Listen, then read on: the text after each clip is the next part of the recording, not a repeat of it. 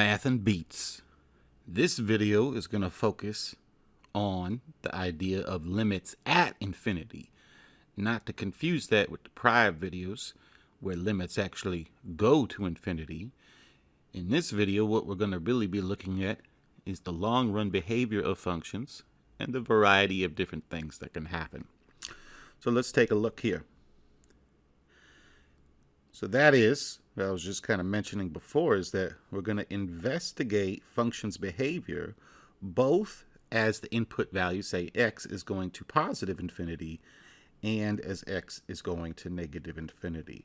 So if we think of, here is the x-axis for some function, and the function is doing whatever, we'd like to know what happens to the function as x gets extremely large in the positive direction and extremely large in magnitude in the negative direction. Now, of course, that's assuming the function has values in those directions. So what we're going to do is we're going to start out by considering the elementary reciprocal function again. Okay, this function here, f of x is 1 divided by x, and we want to investigate the behavior of this function as x gets very, very large in the positive direction, as x goes to infinity, and also as x goes to negative infinity. What is the behavior of this function?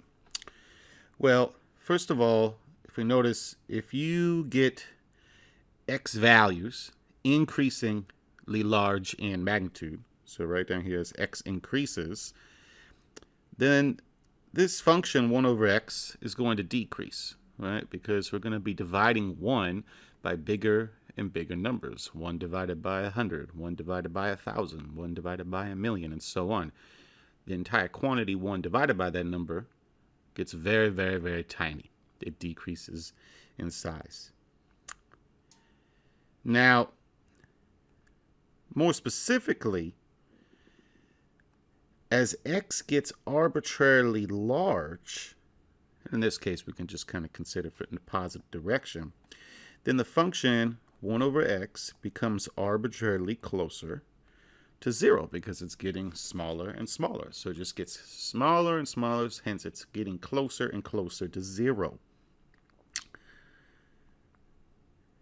And hence, if you go in the other direction, in the negative direction, as x decreases, in other words, it's becoming more and more negative, or equivalently, x is approaching negative infinity, then the function 1 over x also becomes arbitrarily smaller in magnitude and gets closer and closer to 0. So you think, okay, well, now let's divide 1 by negative 100.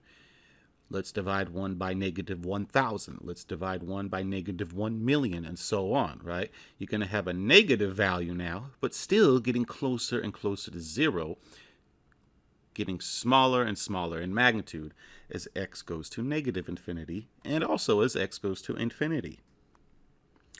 So this table here that we're about to see helps us organize kind of those thoughts that we were just saying. You see in the table on the left, whoops, right over here, here is the case in which x is approaching infinity, right? You got x is 100, 1,000, 10,000, 100,000, and then look at what's happening to 1 over x, getting tinier and tinier positive values. And if we kept just increasing the value of x, these outputs are just going to get tinier and tinier and tinier and closer to 0. So it's showing that as x goes to 1 over infinity, or as x goes to infinity, 1 over x is approaching 0. And then on the table on the right, very similar, here we got negative values of x but growing in magnitude. X is negative 100, negative 1,000, negative 10,000, negative 100,000, so on and so on and so on. Then, as we can see, that is showing that x is approaching negative infinity here. And the function 1 over x, again, is getting tinier and tinier in magnitude, but now it's just negative because we're dividing a positive 1 by negatively gigantic numbers. So it's showing in that table that as x goes to negative infinity, 1 over x also approaches 0. And this is really an example of investigating a behavior of a particular function, in this case 1 over x, as x goes to infinity and negative infinity. Now, we've seen the graph of this before. We're going to take a look at it again, and of course, right here, that is the same statements we just wrote above the tables. And what we do is, in a situation like that, is we can actually write a limit statement. So if you just take a look at this right there, that statement, as x goes to infinity, 1 divided by x goes to 0, which we've concluded. Well, that's the same as writing this limit statement right down there. The limit as x goes to infinity of the function 1 over x is 0. Now, of course, we can never actually get to infinity in the x direction, but it's really just saying x is growing without bound, and if we just keep letting x get larger and larger and larger and larger and larger towards infinity, the function 1 over x goes to 0. And similarly, as x goes to negative infinity, 1 over x goes to 0 as well, can be written as this limit statement. Accordingly, limit as x goes to negative infinity of 1 over x is also equal to 0 for similar reasons. So we can investigate functions' behaviors as x goes to positive or negative infinity. And the question is, what do functions do? In this case, the function goes to 0, but of course, there's other things that can happen that we got to investigate. And here's just the graph, again, of 1 over x. And so, as we can see, it's all consistent with what we just talked about. That behavior right there that I just circled is showing that the limit as x goes to positive infinity of 1 over x is equal to 0. Right? The graph right here getting closer and closer to the x-axis, or equivalently, its output values are getting closer to 0. And over here on the left, very similar, what it's showing is that the limit as x goes to negative infinity of 1 over x is also 0. But of course, in that case, we're approaching from the negative direction. We'll have a name for such a situation eventually, horizontal asymptotes, which will be in the next video. But right now, we're just introducing the idea. So in general, we can write some statements here. For instance, if a function, say f of x, approaches some real number a as x goes to infinity, then we write the limit statement accordingly. Limit as x goes to infinity of the function f of x is equal to a. In that previous example, f of x is 1 over x, and that a value was 0. Also, if a function, f of x, approaches, say, a number b as x goes to now negative infinity, then what we write is limit as x goes to negative infinity of the function f of x is equal to b. Go figure. So what we'd like to do now is look at a kind of a variety of different graphs to begin with, and then we'll just write down their limits towards infinity. So for instance, in general, this kind of thing is what we're talking about, first of all, when we have these particular limits. The blue graph there is the function f of x, let's say. And then you have these horizontal lines, as we can see, y is equal to a up here, and y is equal to b down there.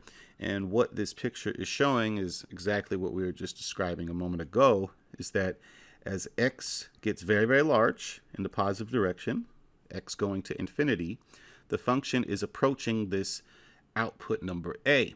And hence the limit as x goes to infinity of the function f of x is equal to a. And then down on the bottom left here, similar, x is getting really, really large now in the negative direction. So x is approaching negative infinity, and the function is approaching this output number b. And hence limit as x goes to negative infinity of f of x is equal to b. So this can happen, right? It doesn't happen for every function, but when it does, we can describe it using this type of limit notation. Let's look at some examples to help us get a better idea of long-run behavior. And so in the following examples, what we're going to do is we're going to determine the long-run or end behavior as we say. So whenever we say that, find the long-run or end behavior of a function, that is really just saying, figure out what's going on, the limit of the function as x goes to infinity or negative infinity. Now, in this example that we're looking at right now, since it's just introducing the idea, we're going to be given the graphs. However, eventually we'll figure out how to find these limits without the graphs. So the first function is this rational function that you see here on the screen, and that is the function f of x, which is x squared minus x plus 3, divided by 2x squared plus 2x minus 3. Now, if you remember some of your rational function behavior from, say, a pre-calculus topic, then we know when the rational function has the same degree in the numerator and denominator, then its long-run behavior is going to approach the ratio of the leading coefficients. But even if we don't remember that, we have the graph here, and what we can see is, okay, what's happening is x is going to negative infinity, and what is happening to the function as x goes to positive infinity? Well, it sure looks like it's getting closer and closer to, say, this value of 0.5 or 1/2 here. And so similar kind of to the 1 over x example we saw, except in this case, we have a different function, and it's approaching this output value of 1/2. So what we could write here is that the limit as x goes to negative infinity of our function f of x is equal to 1/2. And also down here on the bottom right, limit as x goes to now positive infinity of the function f of x is 1/2. So that can happen. How about this function? G of x, pi plus the arctangent of x. So we can see in the graph, it sure seems to be that it's approaching two different output values in the different directions of x in the long run. And so up here, looks like that the limit as x goes to positive infinity, and we keep going in a positive direction forever, of this function g of x seems to be 3 pi over 2. And then down here on the left, sure seems like limit as x is going to now negative infinity of this function g of x is equal to positive pi over 2. So it's approaching two different output values in the two different x directions in the long run. What else? Let's look at a couple more here just to wrap it up. Here's a function h of x, 2 to the negative x plus 1. And so again, we look at as x goes to positive infinity down here, it sure seems like this function is getting closer and closer to the output value of 1. So down there we could write, well, sure seems like limit as x goes to infinity of this function h of x is equal to 1. But now over here on the left, here's a situation in which the function is not approaching a particular number. And if you remember behavior of exponential functions, this is a decay function. And as we can see, as x is going to negative infinity here, this function is blowing up to infinity. So in this case, what we would write is that the limit as x goes to negative infinity of this function h of x is positive infinity. So long-run behavior can do this, clearly. It's just that the function is not approaching a unique real number, rather it's growing without bound towards infinity, and so we would write a statement like so.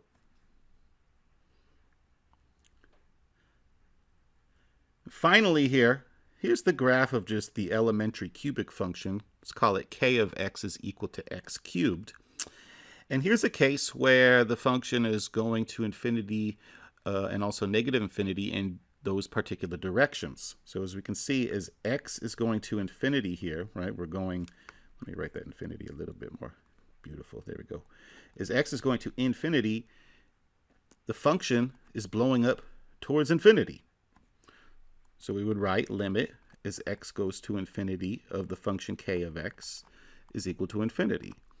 And then similar, down in quadrant 3 here, x is going to negative infinity, that direction, the function is going down towards negative infinity without bound.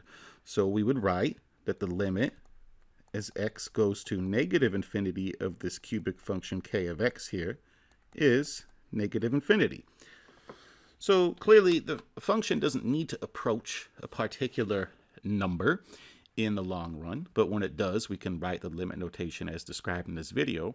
And if it's going to say infinity or negative infinity, we can also describe that using limit notation. So this first video on limits at infinity is wrapped up, and hopefully that gives you an initial start that we can move forward with in the same idea. So in the following videos, we are going to investigate the topics of horizontal asymptotes. How is that related to what we just talked about in this video? And we'll also look at some algebraic techniques to help us figure out these long-run behaviors. So that's it. That's the end of this video. Until next time, math and beats.